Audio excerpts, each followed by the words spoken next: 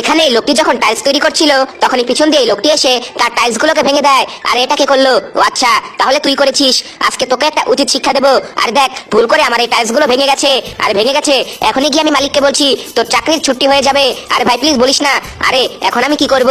একটা কাজ করি, ওর এখানে ভাঙা টাইলস গুলোকে রেখে ওর ভালো টাইলস গুলোকে নিয়ে আমার এখানে রেখে দেই। আরে মালিক আসুন। হ্যাঁ কি হয়েছে বল? আরে কেন যাবো? আরে আপনি যে নতুন কর্মচারী রেখেছেন, ও অনেকগুলো টাইলসকে ভেঙে ফেলেছে। আরে কি বলছিস? যে কয় টাকা লাভ হয় তার থেকে তো লোকসানই বেশি। আরে তোকে আমি আগে বলেছিলাম তুই টাইলস গুলো কেন ভেঙেছিস? আরে মালিক কি বলছেন? আজকে দেখবো শয়তানকে হারিয়ে কি আল্লাহ তাআলাকে জিতিয়ে দেয়। আল্লাহর এই সুন্দর ছবিটাকে ভালোবাসলে ভিডিওটিতে লাইক করে দিয়ে চ্যানেলকে সাবস্ক্রাইব করে দিবেন। আর যদি শয়তানকে ভালোবাসো তাহলে কিছুই করতে হবে না। কোথায় টাইলস ভেঙেছি? এখানে তো একটা ভাঙা টাইলসও নেই। আরে ও যে বললো, আরে কোথায় ভাঙা টাইলস বল? আরে মালিক এখানেই ছিল, ও হয়তো অন্য কোথাও রেখে দিয়েছে।